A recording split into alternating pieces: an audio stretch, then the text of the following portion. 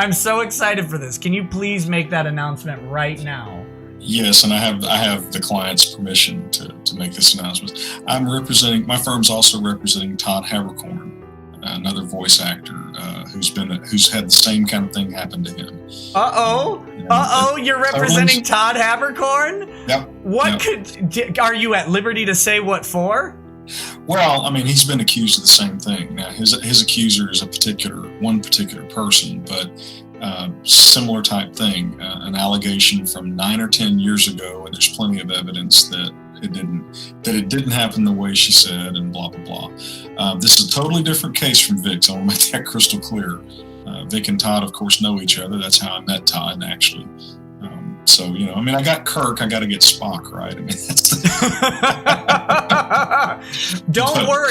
Don't worry, accuser of Todd Haberkorn.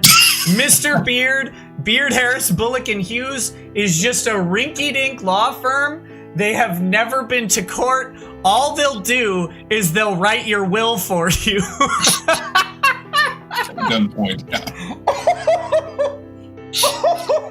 Oh my goodness. Well, I know there are probably 10,000 people right now, or close to 10,000 people right now, who are very excited to hear that yet another person might have to answer for their accusations, because it's weird. You go online and you make an accusation against someone and you ruin their entire life. You make their friends hate them. You make their family question being around them. And they think that this is just okay. This is my truth. No, your truth is for therapy. Your truth is for therapy. The real truth is for the real world. And if you can't back it up, you better shut your stupid mouth and go to therapy. What on earth are you thinking, ruining people's lives over made-up garbage? Oh my goodness, I can't take it. I agree completely. Totally, Nick. I mean, here's the thing. One of the things that makes me actually want to punch through my computer screen when I see it is the old, presumption of innocence is only in a courtroom. This isn't a courtroom. Yeah, you're imposing consequences on people that courts couldn't. A court couldn't tell Vic or anybody else, you can't work anymore. Court doesn't have that power as a general rule. Right. These folks are destroying people's lives, 20+ year careers. And, those kind of consequences should require proof. And we have a legal system that's designed specifically for that. If the accusers can convince a jury that it's more likely than not that they are telling the truth, boom, they win. Vic Mignogna's legal representative, Toye Beard, has just recently revealed that he will in fact be defending Vic Mignogna against the sexual allegations made against him, alongside having to partner up in also defending Todd Haberkorn in his defense against Jessie Pridemore for alleged rape accusations having to be made by Jessie Pridemore towards Todd, alongside detailing specifics as to what the approach is going to be going forward in Vic Mignogna's representation against his accusers and all those that were falsifying evidence against him. As I do want to go on ahead and make one thing clear before we begin: if you guys are new to this channel and of course love anime and Dragon Ball, alongside want to be up to date with all the latest involving Vic Mignogna, Monica Rial, Jamie Marchi, Toye, and the entire situation, then be sure to go on ahead and punch that subscribe button and turn on all notifications to never miss a single upload and to be up to date with all latest news and information, along with checking out and subscribing to my primary channel, Unreal and Gaming, where on there we are going to be covering lots of Dragon Ball content, anime, and gaming, so make sure you guys go ahead and check that channel out over there. As the legal representative for Vic Mignogna, Toye Beard was just on Nick Requeda's live stream and having to speak further about the allegations made against Vic and what they could potentially do in this scenario going forward, as Toye Beard had ensured us that the evidence that Vic Mignogna has for him in this scenario and having to face in the situation, given his accusers having to accuse him of sexual assault and sexual harassment, we also have gotten Jamie Marchi going on Twitter in berating and also denouncing YouTubers' credibilities and covering the entire story objectively, as Jamie Marchi had posted on Twitter, and I quote, "I will not hide because people continue to attack me. If you would like to tell them to leave me alone, however, that would be smashing. Thank you." As an individual that goes by the name of Eddie replied to Jamie and having to state, and I quote, "So you're you're calling all of the YouTubers liars when they see flaws in your guys' tweets and other statements with proof, but yet you want everyone to believe you without any evidence showing. Without any evidence shown, huh? And you're calling them liars? As Jamie goes on to reply, I'm calling the YouTubers who aren't telling the truth liars. Some are big into ridiculous conspiracy theories like hashtag crowd outburst. Others like to play lawyer. These people are looking for clicks. The truth is not a concern for them, which is an absolute lie because people like Nick, people like Yellow Flash, people like Umbrella Guy, people like Psy, a lot of these individuals are coming out and covering the narrative and having to take the tweets and evidence being provided publicly and providing criticism and looking at the narrative objectively. But again, criticism shouldn't fall under harassment nor lying, because what these alleged YouTubers are quote lying for isn't lies at all. So of course, by the end of this video, I will be playing more of the interview with Ty Beard and Nick by the end of this video, pretty much giving you guys a better overall narrative as to what's going on. However, we also have the return of Jessie Pridemore on Twitter. Of course, Jessie having to be sued now going forward by Ty Beard and legal company. We go on ahead to see how Jessie Pridemore went on Twitter to go on ahead and post, and I quote, "Not really an airtight case when they outed themselves." As an individual that goes by the name of Forky went on to reply, "Good luck, hashtag you need it." However, Jessie is very upset because she went on to continue, and I quote, "He literally named himself." As individuals are asking as to what exactly happened, other individuals are coming out, such as Jonathan, and having to state, and I quote, "You alleged rape accusation has been already debunked unless you can prove otherwise." Someone went on to ask, someone's watching this stream, basically insinuating that Jessie is watching Nick's stream, as Jessie goes on to reply, "I'm not, but someone else is, and they updated me. I can't stand his voice," basically referencing Nick, how she cannot possibly stand Nick, and how she's not watching or listening to the live stream, but she is getting feedback as to what is going on, as basically Jessie is not happy at all, as this was her return date in coming back on Twitter, in which ironically enough, as she comes back, she immediately finds out due to this live stream that she is in trouble and facing legal action from Ty Beard and company. But even then, it doesn't stop there, as an individual that goes by the name of Jason D went out to tweet out at Jessie and having to state, and I quote, "Yikes. Too many Vic sympathizers in your mentions. You didn't even use any tags and yet they're still there. You'd think they grow tired at this point." As Jessie goes on to respond, "They started harassing me again because of the stream."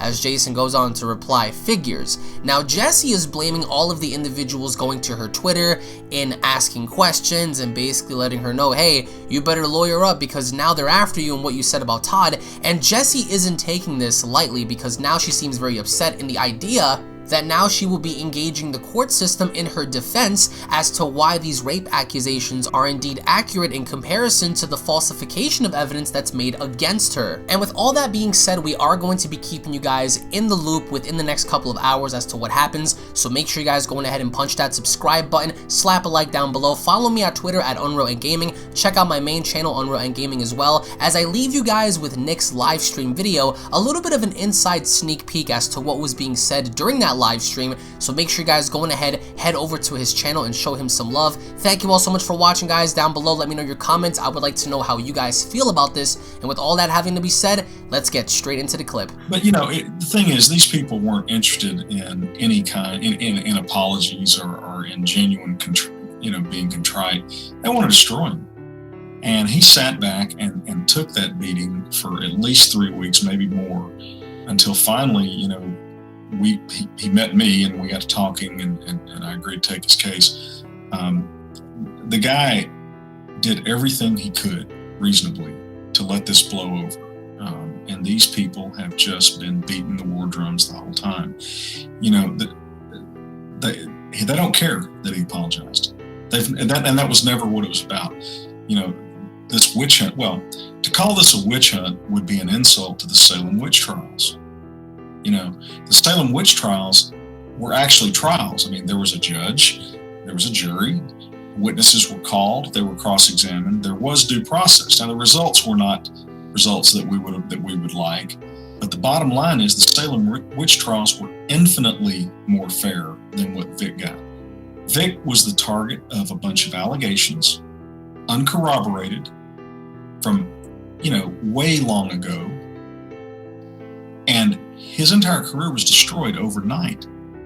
Now, I'm sorry, I believe that people that commit assault, sexual assault in general, that kind of thing, should be punished. I mean, I've got daughters, Right. I have family members who have been sexually assaulted, and I mean raped. I don't mean made uncomfortable in their work environment.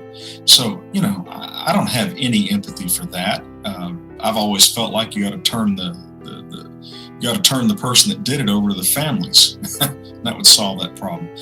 But we live in a world today, apparently, where people that you thought were your friends, and that's another striking thing here, is his accusers were all people that he thought were his friends, his best friends, people he had known for decades. And out of the blue, they come out and say, 10 years ago, you did something that made me uncomfortable. 10 years ago, you did this. Now, a man should not lose his ability to make a living because of an accusation like that. That is not right. That's not the system that we have. It is not even close to fair. And I think Vic, bless his heart, he tried, as we say down here in the South, he tried his best to ride it out, but they wouldn't let him. And right. I just, Yeah, that's the difference between now and probably a generation ago. Is a generation ago, you could make some sort of amends. You didn't have to necessarily admit to any specific wrongdoing. You could make some apologies, and people could let a crisis blow over. But now, in the age of social media, in the age of quote unquote social justice, it's chumming the water, saying anything is chumming the water and letting the sharks come in, and it's a real shame that's happening, because like you said, at least in the Salem witch trials, at least there was a trial. For Vic. Yeah. For Vic, they're just accusations. Almost all of them have zero credibility. It was someone I heard somewhere had this experience, and that's of course, no one can verify that. There's no date, there's no time, there's not even a convention attached. And then the what I call, and I put it big air quotes, the credible accusations coming from his friends are only credible because at least the victim is an identifiable person. Rather than an anon on Twitter or an anon on a board who might actually just be mad that he didn't sign their stupid Yowie art or whatever. Do you want to relay that? Those 5 words? We will be in touch. We will be in touch. Now, we will be in touch is a simple 5-word sentence. It is grammatically correct. That was nice. Good job. But so here's the interesting thing. Like, because of that tweet, you got quite a few people to follow you on Twitter. What are you up to now? Do you know? Well, my daughters tell me it's a lot. It's like 2,200 or something. I don't know. 2,200 off of one tweet? Yeah. I mean, that's not bad. That's not bad. I think I may have done better somewhere. No, well, I'm just kidding. I think it's literally the only tweet I've ever sent. Yeah, I think so. So that was. It was an effective one. That's good. Okay. The recipients seemed to be laboring under some misconceptions, and I felt it would be appropriate to disabuse him of those misconceptions. I heard you say abuse, so you're planning to abuse him. There you go. Thank you for saying that. Next question. No chance to respond. This case is about, well, not really about, but this case involves a community, and so part of my channel has become watching legal issues within particular communities. I covered a big lawsuit in comics over the past year. I've covered lawsuits in board games with a guy named The Quartering who was allegedly assaulted. And I know I'm going to get dumped on for saying allegedly, but I just mean that we can't prove it was assault until the court says so. But the facts sure look like an assault. And been covering in the satire community a case between two guys. This is in the anime community. So anime is tangentially, at worst, attached to this lawsuit. Do you watch anime? Do you know anything about anime? I think so. I've watched Space Battleship Yamato. It was called Star Blazers way back when, but I've always retained a fondness for it. I mean, who doesn't like a big battleship in space? Well, that's pretty much it. Okay, so that's the only anime you're familiar with. Like, you're not watching Dragon Ball Z late at night when everybody's in bed. That's what I do. No, but I'm assured it's really good.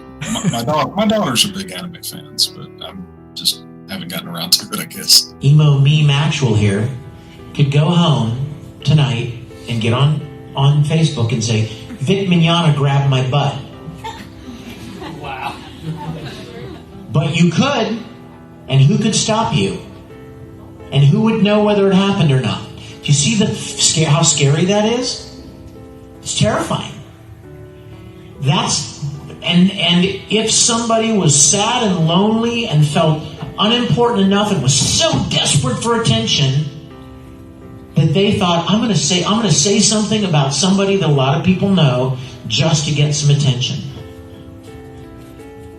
And I know this is not her, but if she were that desperate and she'd go home, oh my gosh, you guys, I was at this convention this weekend and I was getting an autograph for Vic, and when we were taking a picture, he slid his hand down, touched my butt, and squeezed my butt. What a pervert. And you know what? That could get picked up and spread around for thousands of people to read it, and then you know what would happen? I might not even be invited to events because somebody on the staff would read that and go, we don't want that pervert here. Now she's affecting my ability to make a living. Do you see how scary that is? With no responsibility, right? Nobody knows if it happened or not. There's no proof.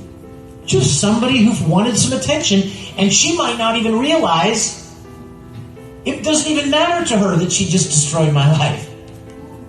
In her mind, she's like, woohoo! 300 people read my post. That's what she's thinking. She's thinking, look at all the people that noticed me. Look at all the people that are paying attention to what I wrote. I feel like somebody now. See how flipped around that is? That's scary, you guys.